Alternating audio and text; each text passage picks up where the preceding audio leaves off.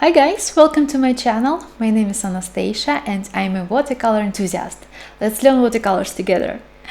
Well, simple to say, but where should we start from? First of all, we need watercolors, obviously. But which one should we choose? There are three groups of watercolors. Mass market. You can find them in your closest supermarket in the school goods section. Do not touch them.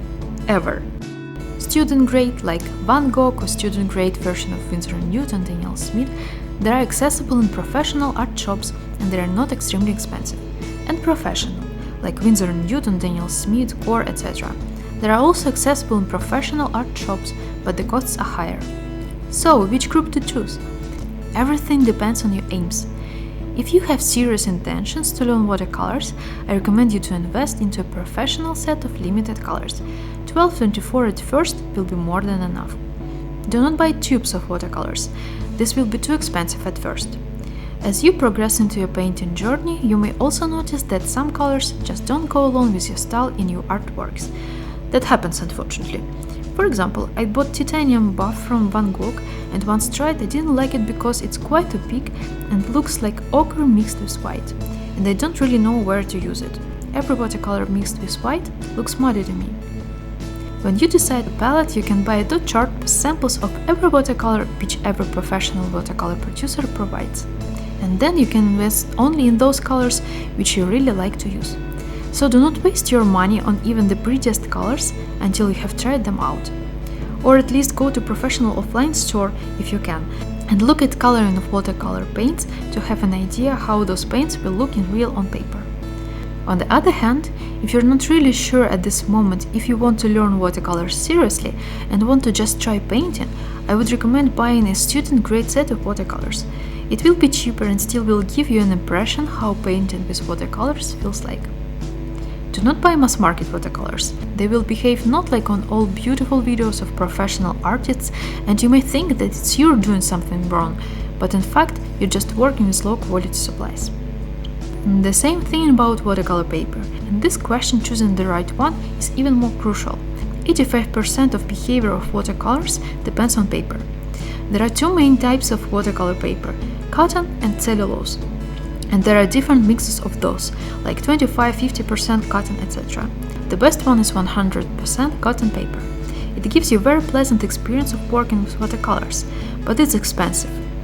So if you have a budget, feel free to buy it. If not, look more to mix with some percentage of cotton. I don't recommend buying pure cellulose paper because it's really harder to paint on it.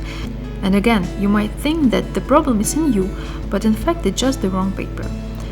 From my perspective and personal experience, the only style where using cellulose paper is totally fine is the decorative style. When you're doing only one layer, for example using sparkling watercolors on black paper for creating postcards or greeting cards, etc. In the next video I will talk deeply about differences between each type of paper, so please subscribe and press the notification bell to not miss new videos. Along with watercolors and watercolor paper, we'll also need brushes.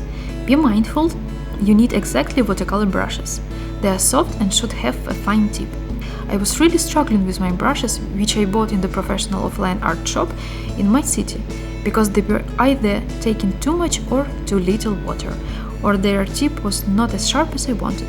Even zero number brushes were leaving fat lines before I bought, and this is not a paid advertisement but personal experience, as Skoda Red Travel Brush said. After that time my world has changed. It was love from the first painting. I highly recommend this brand. It's a Spanish family factory which produce high-quality brushes, both natural and synthetic. Natural brushes are very expensive. I saw prices like 130 euros for one brush, so I recommend going with synthetic ones first. As the synthetic brushes are very good and you won't notice the big difference. Also, you'll need some palette to mix colors. Better to use white porcelain, easy to clean, and you'll always be sure how your colors will look on the white paper. Yeah, it's still in my shopping list.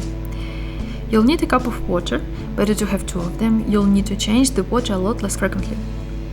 And at last, you need a small towel, oh mine is very used, a sponge or just a paper towels to control the amount of water on your brush.